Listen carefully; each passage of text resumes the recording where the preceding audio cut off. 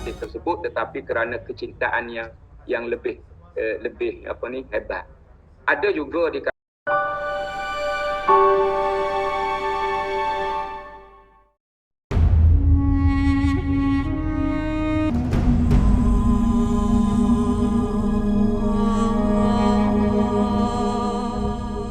Alhamdulillah Rabbil Alamin. Wassalatu wassalamu ala asyrafil anbiya wal mursalin. Sayyidina sadri wa yassir li amri wahlul 'uqdatam min lisani yafqahu qawli. Yang berusaha Al-Fadhil Ustaz Muhammad Sayyidi bin Zakaria selaku penceramah ataupun guru kita pada pagi ini, dan semua guru-guru serta sahabat-sahabat yang dapat bersama-sama pada pagi ini. Dan alhamdulillah kita bersyukur kepada Allah Subhanahu Wa Taala dengan limpahan daripada Allah pada pagi ini seperti biasa kita dapat meneruskan kuliah hadis kita.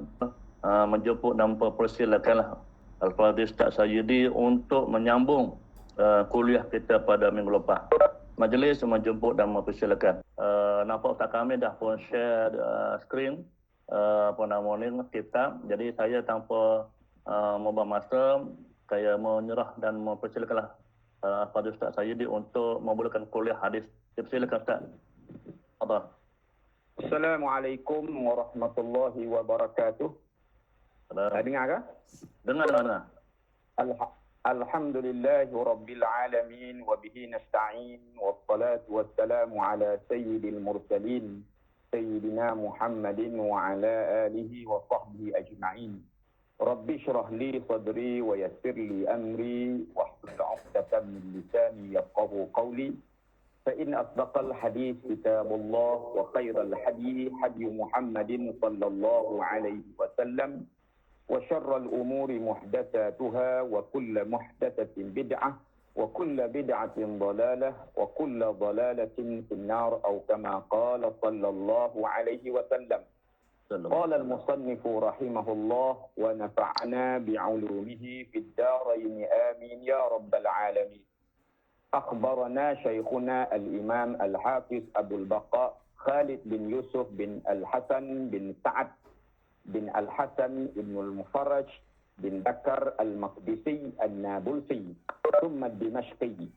أخبرنا أبو اليمن الكندي أخبرنا محمد بن عبد الباقي الأنصاري أخبرنا أبو محمد الحسن علي الجوهري أخبرنا أبو الحسين محمد بن المظفر الحافظ أخبرنا أبو بكر محمد بن محمد سليمان الواسطي حدثنا أبو نعيم عبيد بن بشن الحلبي حدثنا ابن المبارك عن يحيى بن سعيد والأنصاري عن محمد بن إبراهيم التيمي عن القمة بن وقاص الليثي عن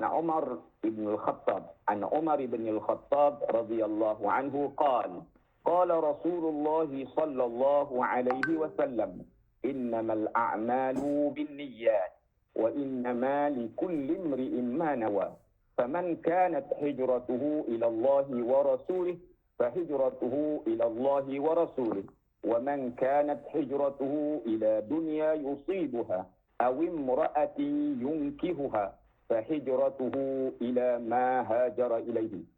صدق رسول الله صلى الله عليه وسلم.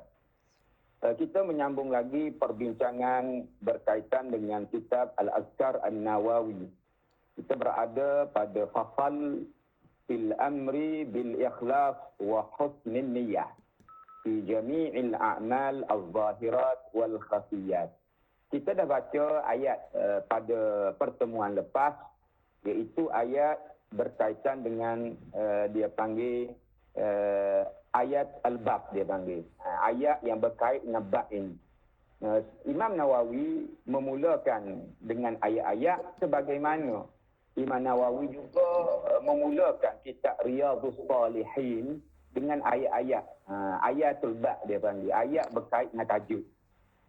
Dibawa dua ayat daripada surah Al-Bayyinah, surah Lam Yakun ni lah, surah Al-Bayyinah. Yang kedua ayat daripada surah Al-Hajj, surah Al-Hajj.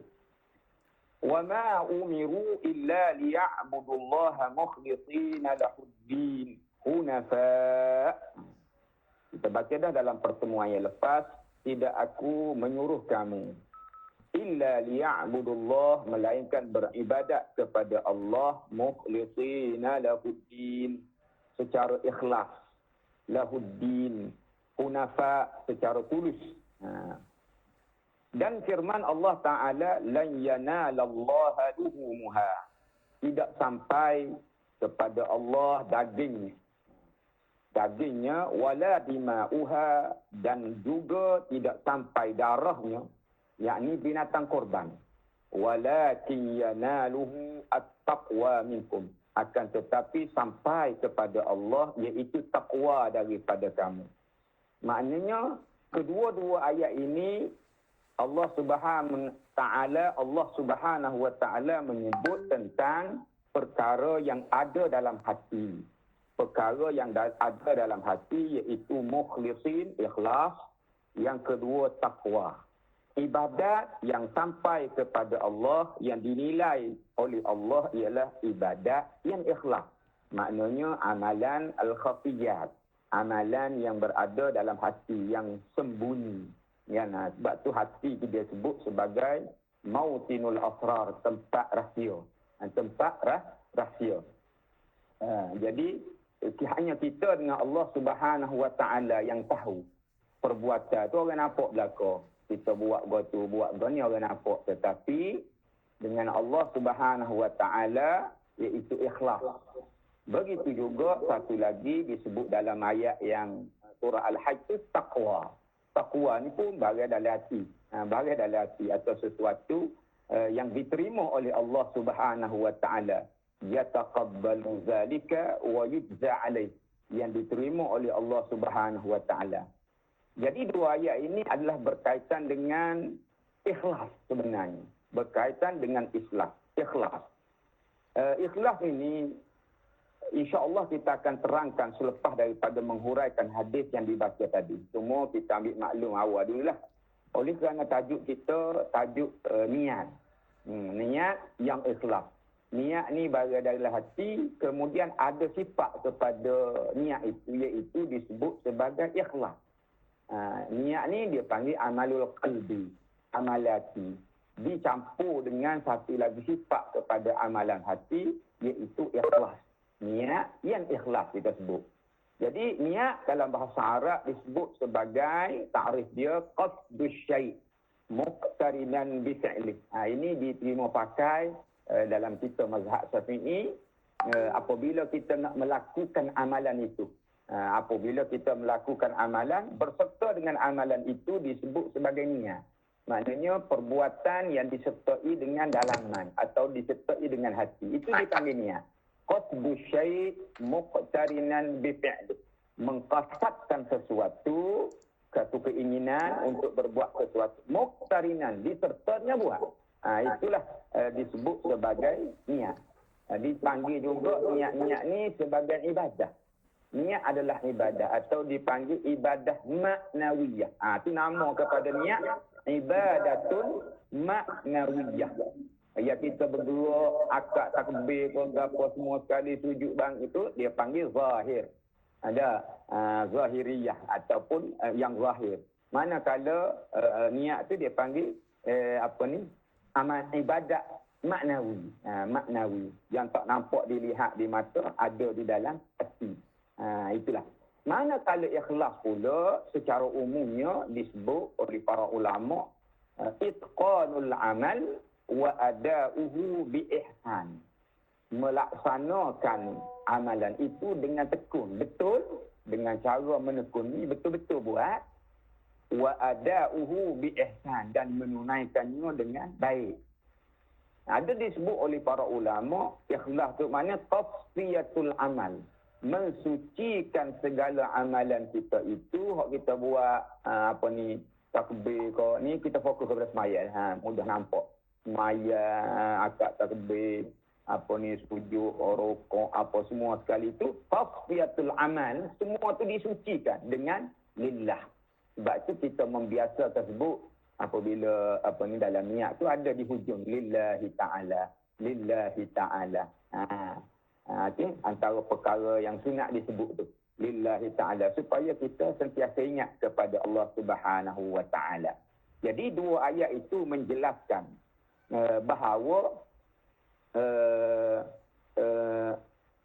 menjadi wajib. Wajib ada niat itu. Tapi dia bukan rukun. Bukan rukun pula. Rukun solat. Rukun dalam solat mesti ada. Cuma khusyuk tak khusyuk itu, itulah yang dinilai oleh Allah Subhanahu wa taala tahapnya banyak mana. Bayangkanlah, dulu pernah Syekh Dr. Abdul Muhdi bin Abdul Hadi. Dia kata bagaimana, ada seorang Indonesia tanya, bagaimana kalau kita solat tidak khusyuk? Tidak khusyuk. Khusyuk dia tidak termasuk dalam rukun solat. Niat termasuk dalam rukun solat. Penilaian Allah Subhanahu wa taala pertamanya kepada niat itu. Penerimaannya. Semua tahap penerimaan itu bergantung kepada kekhusyukannya pula. Ada lagi satu, ini bagi dalam hati belakang. Bagi dalam kepala fikiran kita belakang. Yang orang lain tak nampak khusyuk, tak khusyuk. Cuma sekiranya ini dilihat dari sudut zahir.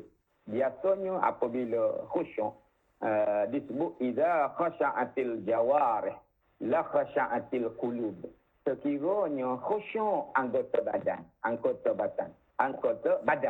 Khusyuk maknanya nampak tenang, la khasha'atil qulub. Nescaya hati pun tenang. Ada sebut, dia kata iza khasha'atil qulub la khasha'atil jawarih. Sekiranya hati itu khusyuk, nescaya anggota badan pun jadi khusyuk juga, jadi tenang juga. Maknanya tidak lilah luliyah, ada bergerak situ, bergerak ke sini dalam keadaan kita semayang. Mana ada kaitan di antara khusyuk perbuatan dengan khusyuk yang ada dalam hati kita. Itu perbahasan di kalangan para ulama lah kalau kita pergi dalam. Jadi semaya tu kena tenang lah. Bukan dalam keadaan bergaduh apa. Maknanya sakinah wal waqar, dalam keadaan tenang. Kita fokus kepada semayang satu-satu ibadat. Ibadat yang perlu kepada niat ni luas lagi banyak. Jadi gitulah. Jadi dua ayat yang disebutkan tadi adalah berkaitan dengan penerimaan Allah Subhanahu wa taala terhadap ibadat kita. Pertama, mukhlishina lahuddin, secara ikhlas. Dan dalam ayat yang kedua surah Al-Hajj ayat 37 itu berkaitan dengan kurban. Maknanya tidak sampai kepada Allah daging yang kita kurbankan itu. Begitu juga darah tak sampai yang kita kurban kepada Allah Subhanahu wa taala.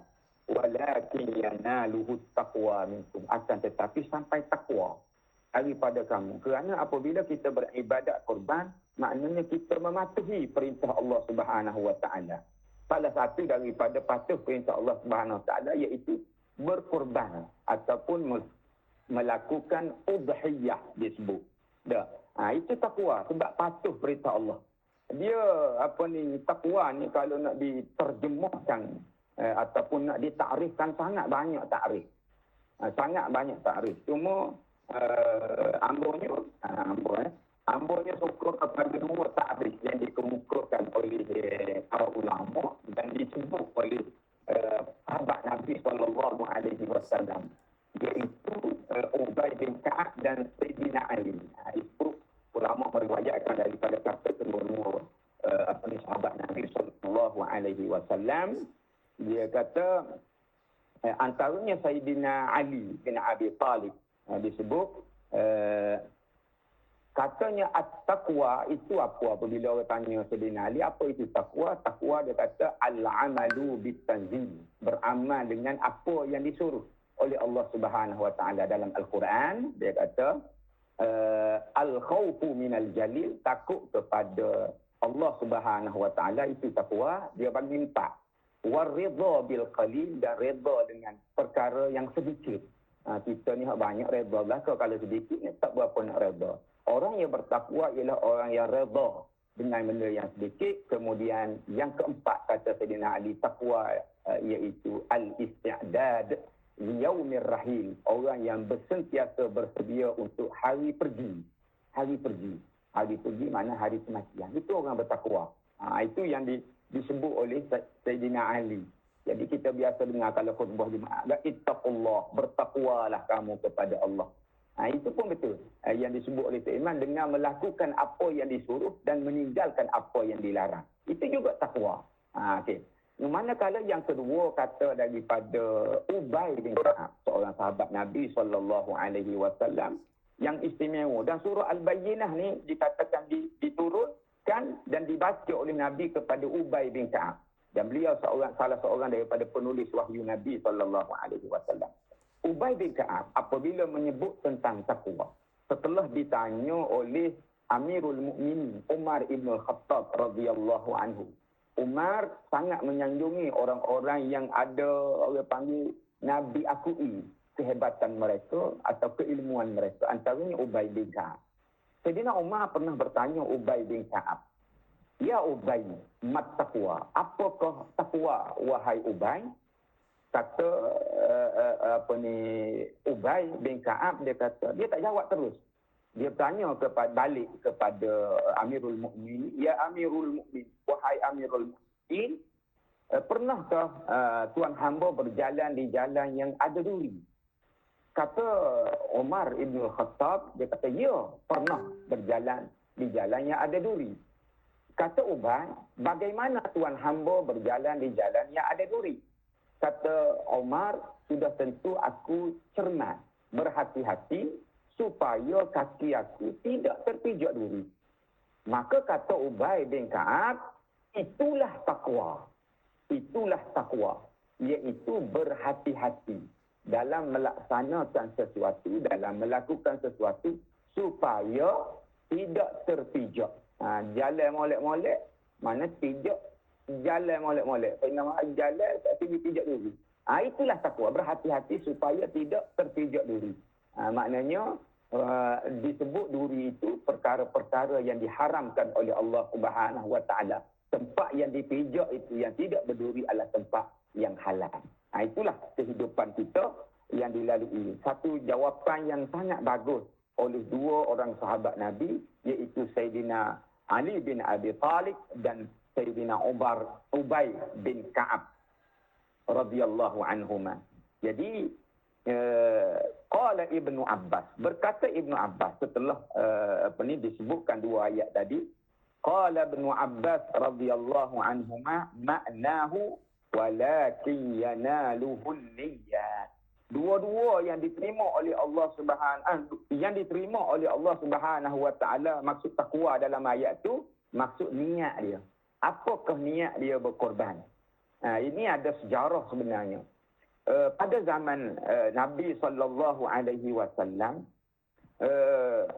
orang jahiliyah dahulu, melumurkan. Ini diceritakan. Apabila mereka berkorban atau menyembelih binatang mereka, mereka yulattaquna, mereka akan melumurkan darah binatang itu, darah binatang korban atau binatang sembelihan itu di rumah-rumah mereka. Di rumah mereka. Ini nak tanda kepada mereka menyembelih. Ni orang ni berkorban ni, orang ni menyembelih ni, ada tanda merah. Fa'arada al-muslimuna an yaf'ala dhalika. Maka orang Islam pun nak tinggal supaya nampak bahawa orang ni berkorban. Nampak ia berkorban atau menyembelih binatang. Maka turunlah ayat ini. Lan yanalallaha luhumuha wala dima'uha walakin yanaluhu taqwa minkum. Itu mukaddimah kepada tajuk kita. Kemudian Al-Imam Nawawi rahimahullah telah memuatkan satu hadis yang mana kita lihat mana-mana kitab yang dikarang oleh Al-Imam Nawawi dimulai dengan hadis ini. Iaitu satu hadis yang diriwayatkan oleh Umar ibn Al-Khattab. Umar Al-Khattab radhiyallahu anhu. Umar ni bukan antara perawi yang banyak meriwayat hadis. Tetapi hadis-hadis yang diriwayatkan oleh Sayyidina Umar merupakan hadis-hadis yang bertaraf tinggi. Hadis-hadis yang bertaraf tinggi. Kalau kira orang yang meriwayat hadis banyak, Banyak hadis. Sayyidina Abu Hurairah paling banyak meriwayat hadis. Dia dalam kalau kita mengaji ulum hadis, dia ada 7 orang. Sebut sekian sebagai maklumat kepada kita. Ada 7 orang dipanggil sebagai al-mukaththiruna birriwayah. Orang yang paling banyak meriwayat hadis Nabi SAW. Ada 7 orang disebut oleh ulama hadis. Abu Hurairah meriwayatkan 5,374 hadis. Dia yang paling banyak meriwayat hadis Nabi SAW. Kita pun tahu dia sentiasa berada di masjid Nabi SAW berdamping dengan Nabi. Begitu juga Ibnu Umar, anak kepada Sayyidina Umar. Dia meriwayatkan 2,930 hadis. Anas bin Malik, ini khadam Nabi SAW ataupun disebut nama dia sahibun, gelaran dia sahibun na'lain. Tua punya dua selipar. Bukan selipar dia, selipar Nabi. Dia yang mengaturkan sepatu Nabi apabila selipar Nabi, apabila Nabi nak melangkah ke mana-mana, dia yang atur uruskan. Dia panggil sahibun na'lain. Sentiasa berdamping Nabi. Dia merupakan orang ketiga paling banyak meriwayat hadis Nabi. 2,286. Sayyidatina Aisyah radhiyallahu anha, isteri Nabi, zaujah Nabi sallallahu alaihi wasallam, merupakan orang yang keempat. 2,210 hadis. Ibnu Abbas, sepupu Nabi, anak kepada saudara dia Abbas bin Abdul Muttalib, 1959. Yang keenam Jabir bin Abdullah, ni sahabat Nabi sallallahu alaihi wasallam. Nabi banyak cerita sebenarnya, tak nak ceritalah dia dengan Jabir, cerita agak luculah Jabir dengan Nabi sallallahu alaihi wasallam. 1,540 hadis. Dan yang ketujuh Abu Sa'id Al-Khudri, 1,170 hadis.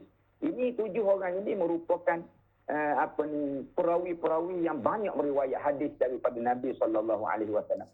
Umar ni tak banyak. Tetapi kedudukan hadis yang diriwayatkan oleh Sayyidina Umar, hadis yang mana diambil oleh para ulama, antaranya Imam Nawawi meletakkan pertama-tama di dalam karangan mereka. Terutama imam yang kita baca adalah Al-Imam Nawawi rahimahullah. Tadi ambo baca nama-nama dia panjang, nama bukan panjang tak banyak. Daripada Sayyidina Umar, bawah sekali, sehingga kepada Al-Hafiz Abul Baqaq tu ada 12 orang. Selepas tu baru Imam Nawawi. Maknanya ini adalah dipanggil perawi-perawi.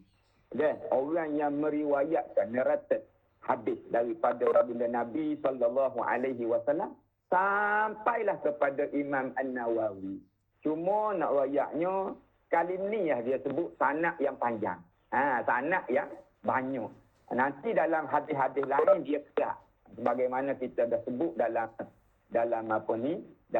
mukaddimah hari itu ataupun metod kepada susunan kitab Imam Nawawi. Hak ni dia tulis penuh. Hadis yang pertama ini daripada Nabi diambil oleh Umar Ibn Al-Khattab. Al-Khattab disebut sebagai rawi al-a'la, hak pertama yang mengambil daripada Nabi sallallahu alaihi wasallam.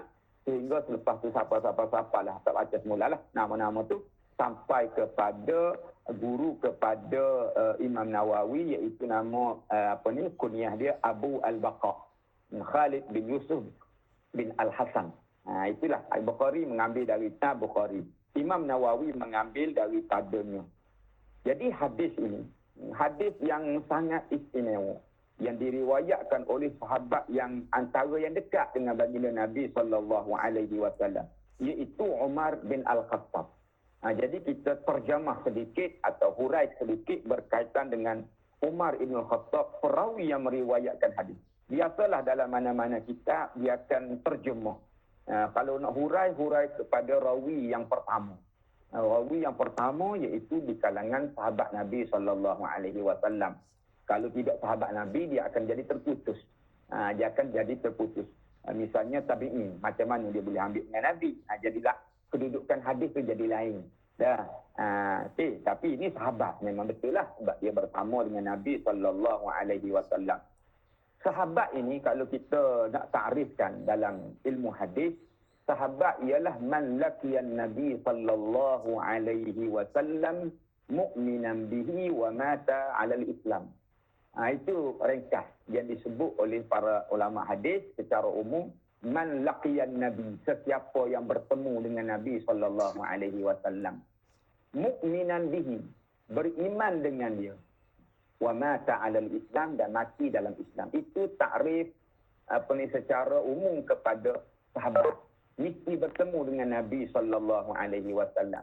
Kerana apabila sama ada nak meriwayat daripada Nabi ataupun tidak, itu suku pasar.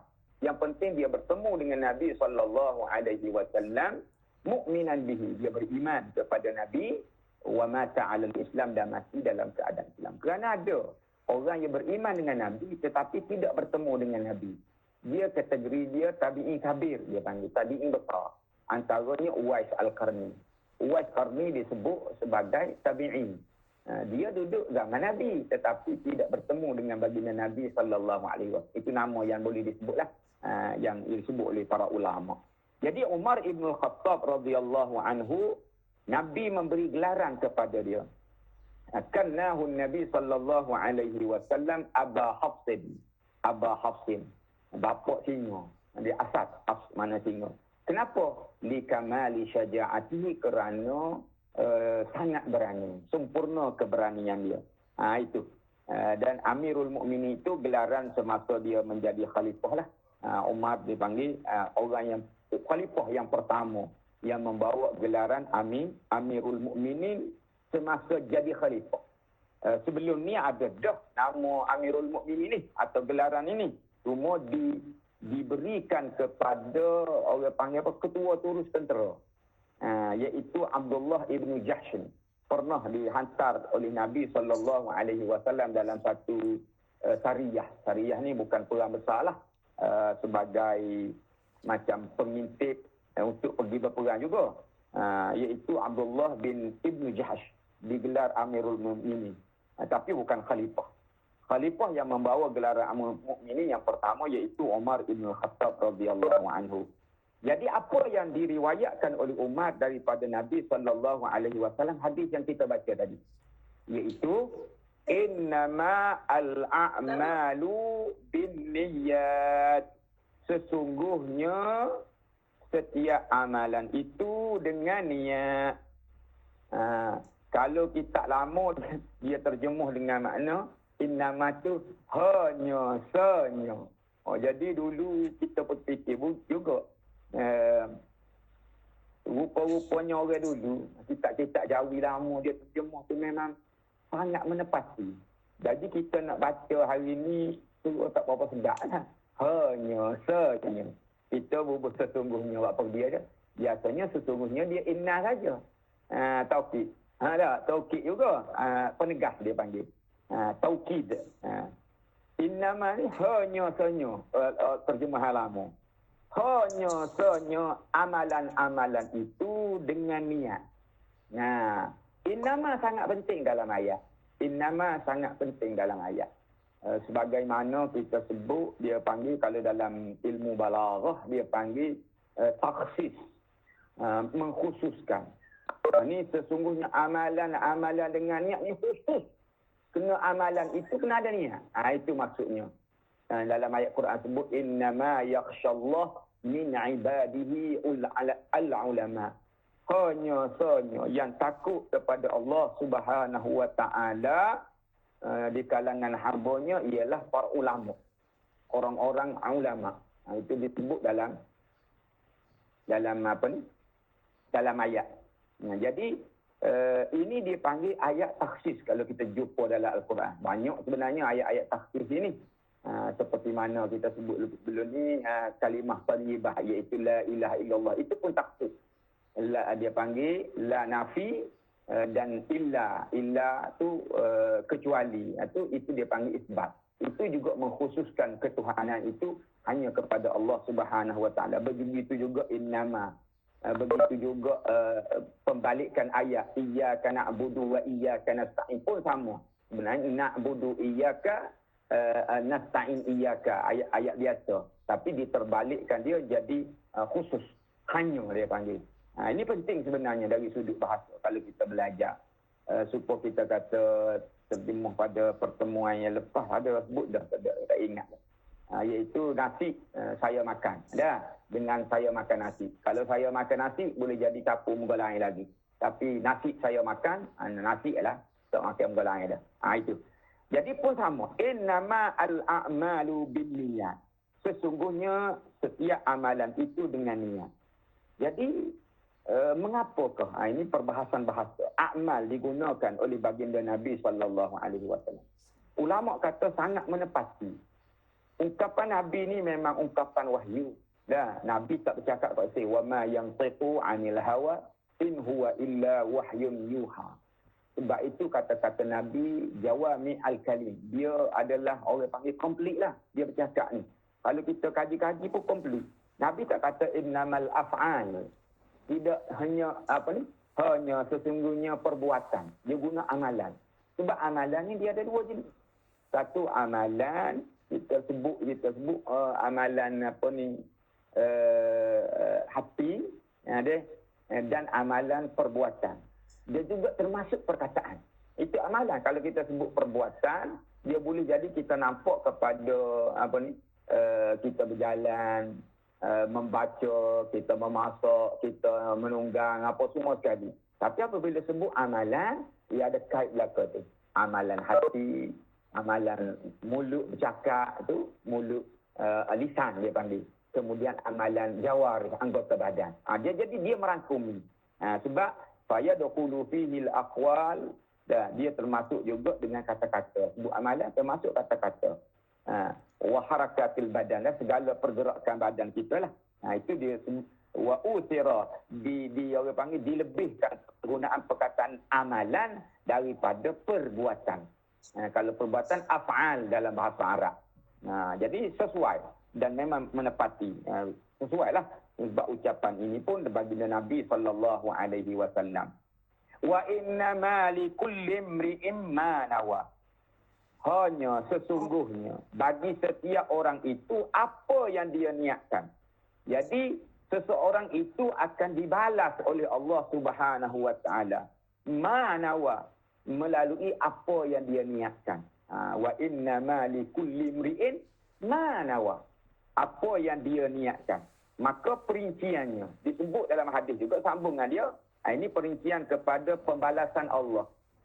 Pemberian pahala oleh Allah Subhanahu wa taala. Tahap-tahap dia ni, faman kana hijratuhu ila Allah wa rasulih. Sesiapa yang dia berhijrah kerana Allah dan Rasul atau kepada Allah dan Rasulnya, fa hijratuhu ila Allah wa rasulih. Dia hijrahnya itu zahir dia berpindah.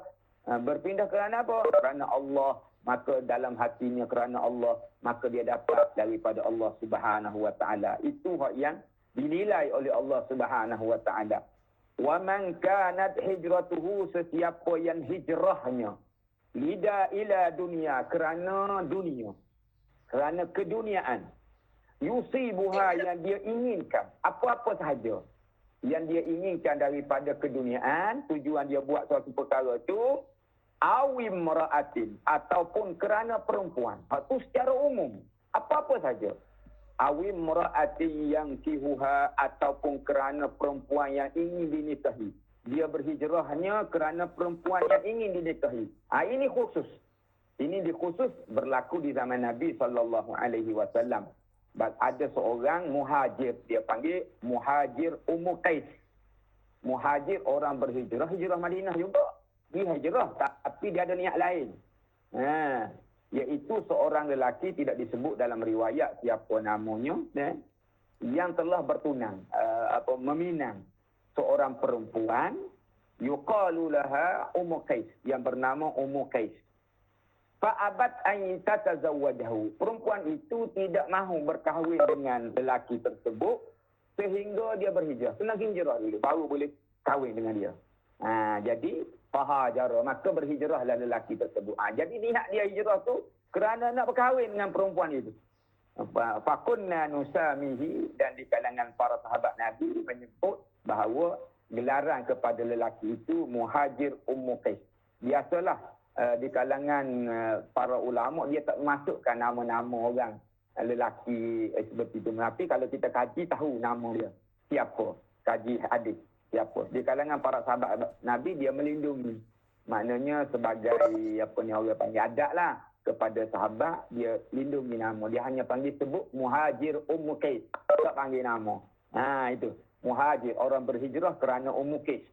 Fahijratuhu ila ma hajara ilaihi. Kalau orang berhijrah kerana itu, kerana dunia yang diinginkan atau kerana perempuan yang dia inginkan, maka dia akan dapatlah apa yang dia dapat. Tetapi nasib dia atau habuan dia di sisi Allah Subhanahu Wa Taala tidak ada.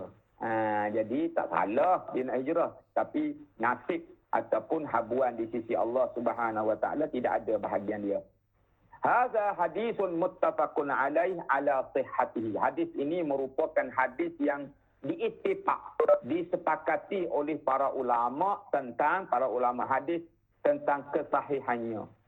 Ni dia panggil antara sanad-sanad yang sahih ataupun rantaian perawi periwayat hadis yang sahih, yang majma' ala azami mauqi'ihi, yang mana telah disepakati, telah kumulatif lah bahawa tentang hadis ini merupakan hadis yang azim.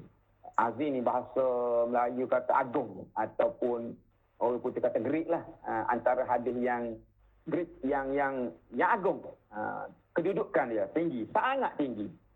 Wa huwa ahadul ahadith allati 'alaiha madarul Islam. Salah satu daripada hadis-hadis, antara satu. Ini bahasa Melayu, saya pun tak pasti juga mengambil mana sebenarnya salah satu. Jadi nak buat ayat pernah pelajar-pelajar dulu masa nyemok karangnya, dia guna oleh kerana terjemah secara step by step. Salah satu itu, dia terjemah salah satu, khata'un wahid. Sebenarnya ahadu, salah satu itu ahadu. Jadi salah satu, kat mana salah? Ada antara satu hadis yang 'alaiha madarul Islam, yang menjadi hadis yang berkisar padanya Islam. Ni hadis ni. Hadis ni merupakan hadis yang berkisar padanya Islam. Dia ada 4 hadis disebut oleh para ulama yang disebut oleh para ulama. Dia kumpul mana-mana hadis dia kata madarul Islam ni, nak kecilkan dia, ada kata 40, ada kata 4 hadis. Hak asas kepada agama kita ni, kalau hadisnya ada 4. Yang pertama hadis ni lah, innamal a'malu binniyat. Hadis a'malu binniyat ni dia sangat istimewa lah, kerana berkisar padanya perkara-perkara Islam. Sebagaimana disebut oleh Imam Abu Daud, hadis ini nisful Islam, separuh daripada Islam. Kerana apa? Kerana agama ni sama ada zahir atau batin. Jadi kalau batin separuh, zahir separuh, maknanya niat itu separuh daripada agama. Separuh daripada agama. Okey? Itu sebab kata Al-Imam Abu Daud. Imam Asy-Syafi'i pula kata hadis ini termasuk dalam 1/3 ilmu.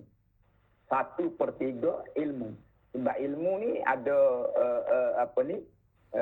perkara yang diusahakan oleh manusia ni 3 perkara. Dia kata sama ada dengan hati dia, dia berniat, mungkin tak boleh buat.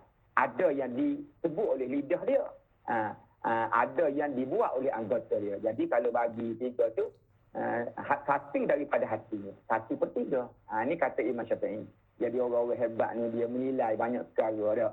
Jadi sebab itulah kata ulama lain, dia kata hadis ni tak ada lah setanding dengan dia. Kerana apa? Kerana dia sangat ajma' wa aghna wa aktsar faedah. Paling banyak perkara berkait dengan dia. Hadis berkait dengan niat ini. Jadi kita lihat tadi ada, kita sebut tadi ada 4 hadis dah. Hadis berkait dengan berkisarnya Islam ini di atas 4 hadis. Hadis pertama kita telah sebut. Ini buat catatan lah sikit. Hadis pertama kita sebut iaitu hadisul bab, ataupun hadis yang kita baca sekarang, innamal a'malu binniyat.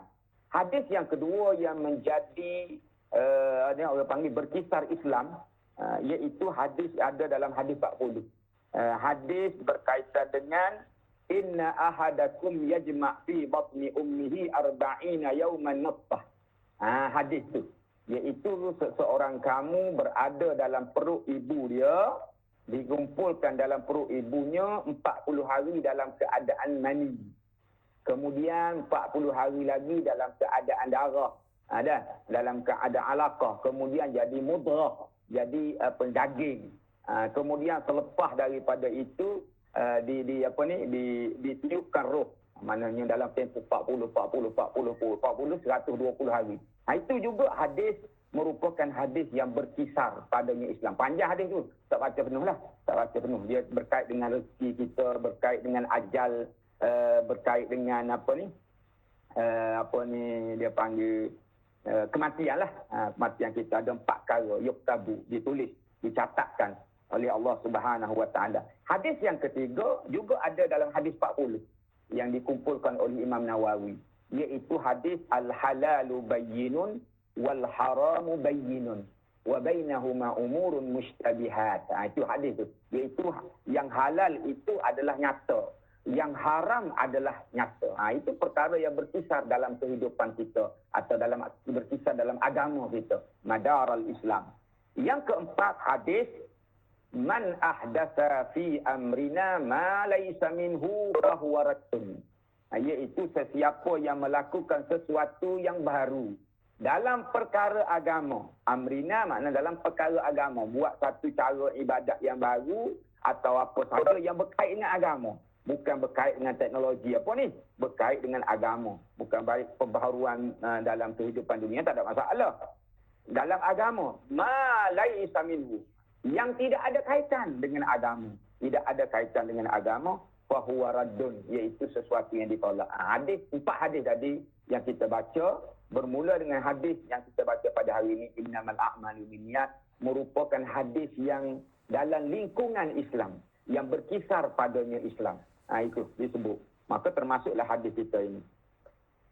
Wa huwa wa kana salafu wa tabi'uhum minal khalafi rahimahullahu ta'ala yastahibbuna istiftahal musannafat bihadzal hadis tanbihan lil mutali'i ala husnin niyyah wa ihtimamuhu bidzalika wal i'tina'u bihi. Adalah salafus salih, maknanya orang dulu-dulu. Apabila kita sebut salih, biasanya ada kata sifat yang digunakan. Salafus salih maknanya orang dulu-dulu ni merujuk kepada para tabi'in dan sahabat Nabi SAW. Iaitu 300 tahun sehingga kepada zaman Nabi SAW. Tersebut salaf, ulama salaf. Itu disebut. Berdasarkan satu hadis Nabi SAW, khairul qarni qarni, thumma alladhi yalunahu, thumma alladhi yalunahu. Sebaik-baik kurun adalah kurunku, maknanya aku dengan sahabat. Kemudian selepasnya. Di kalangan para ulama sebut tabi'in. Sebab itulah kita dalam berdoa, kita sebutnya kalau sebut tabi' ada sahabah, wattabi'ina wattabi'it tabi'in. Sekat tu kita sebut dah. Sebenarnya ada lagi tu. Kita insya-Allah termasuk dalam tabi'in juga. Sebab tu tabi' tu banyak. Tabi'in kalau nak sebut habis lelah. 1000 tahun ada. Kita dengan zaman Nabi ni tabi'it tabi' ila yaumiddin. Ada situ tak apa dah. Ila yaumiddin, sehingga hari kiamat. Mana-mana orang yang mengikut aku, itu termasuk doa kita lah. Termasuk kita. Sebab tu dia guna tabi' kat tu lah.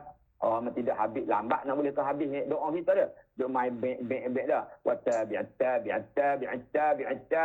Tabi'it tabi'in. Dah. Kena 1000 kali lah. Pada hati lah. Dah. Lambat boleh makan, pulut boleh lah makan, nasi, lambat boleh makan laksa, apa deh. Wallahualam saja yang gorah tu. Okey. Kemudian, wa kana as-salafus salih wa tabi'uhum. Ni disebutnya. Wa tabi'uhum, dan orang yang mengikuti mereka minal khalafi, dipanggil khalaf. Maknanya ulama selepas kurun ketiga hijrah itu, rahimahumullah, yang dirahmati oleh Allah Subhanahu wa taala. Yastahibbuna, sangat suka mereka tu suka istiftah, membuka karangan-karangan mereka bihadzal hadis, membuka ataupun tak depan. Membuka tu maknanya tak depan. Nah, karangan mereka dengan hadis ini, hadis innamal a'malu binniyat. Sebab apa? Tambihan, kerana nak beri peringatan. Tambihan, kerana nak memberi peringatan lil mutalik, kepada orang yang mentelaah ataupun orang yang mengkaji, orang yang mendalami, orang yang membelek, orang yang membuka kitab. Baca tengok-tengok hadis tu dah mula-mula. Hadis ni betul niat weh. Ala husnin niyat wa ihtimamihi, dan mengambil berat wal i'tina'u bihi, dan cakna dengannya, dengan niat ni kena ingat. Kena cakna. Kita baca satu kata-kata daripada para ulama lah. Sebelum kita menutup, ada 2 minit lagi. Kita mula lewat tadi. Rawaina anil Imam Abi Sa'id Abdurrahman rahimahullah, man arada an yusannifa kitaban falyabda bihadzal hadis. Wa qala Imam Sulaiman Al-Khattabi rahimahullah, kana minal mutaqaddimun min khuyukhina yastahibbuna taqdima hadis al-a'mal bin niyat amama kulli syai'in yansha'u wa yabda'u min umuri dunya li umumil hajati ilaihi fi jami'i anwa'ihi. Begitu struktur. Iaitu diambil Imam Syafi'i, selain daripada mengambil hadis, dia mengambil kata-kata daripada ulama lain. Abu Sa'id Abdurrahman ini ulama yang hidup pada tahun 137 Hijrah hingga 198 Hijrah, di kalangan atba'ut tabi'in lah. Iaitu orang Azdi, nama tempat di Azdi. Dia kata, man arada an yusannifa kitaban, sesiapa yang hendak menulis buku, falyabda, maka hendaklah dia menulis dengan hadzal hadis, mula dengan hadis ni. Ini kata saranan daripada ataupun suruhan daripada Imam Abi Sa'id ni. Wa qala al-Imam Abu Sulaiman, seorang ulama yang hidup pada tahun 319, kurun yang keempat, kurun 4 Hijrah. Dia kata orang-orang dulu, dia ni orang Afghanistan, orang Busti, Sulaiman Al-Khattabi. Dia lebih terkenal dengan Al-Imam Al-Khattabi. Kana al-mutaqaddimun, orang-orang dulu, min syuyukhina, daripada guru-guru kami, dia kata yastahibuna, suka takdim hadis, mendahulukan hadis al-a'malu binniyat ini amama kulli syai', pada setiap hadapan sesuatu, makna permulaan sesuatu. Sama ada yunsha'u wa yabda, nak mula ni min umurid din, pada setiap perkara agama. Kenapa? Li umumil hajati ilaihi, kerana sangat besar keperluan kepadanya dalam setiap perkara. Dia kata niat ni sangat penting. Jadi maka dia memulakan dengan hadis ini. Wallahu a'lam, aqulu qawli hadza wa astaghfirullahal azim li wa lakum. Assalamualaikum warahmatullahi wabarakatuh. A'udzubillahi minasyaitonir rajim. Bismillahirrahmanirrahim. Alhamdulillahirabbil alamin. Wassalatu wassalamu ala sayyidil mursalin sayyidina Muhammadin wa ala alihi wa sahbihi ajma'in. Allahumma fakkihna fid din. Allahumma 'allimna minhu ma jahilna wa zakkirna minhu ma nasina. Wa sallallahu ala sayyidina Muhammadin wa ala alihi wa sahbihi ajma'in. Walhamdulillahirabbil alamin. Alhamdulillah, terima kasih banyak Ustaz Sayyidi atas apa yang telah pun disampaikan pagi ini, dan insya-Allah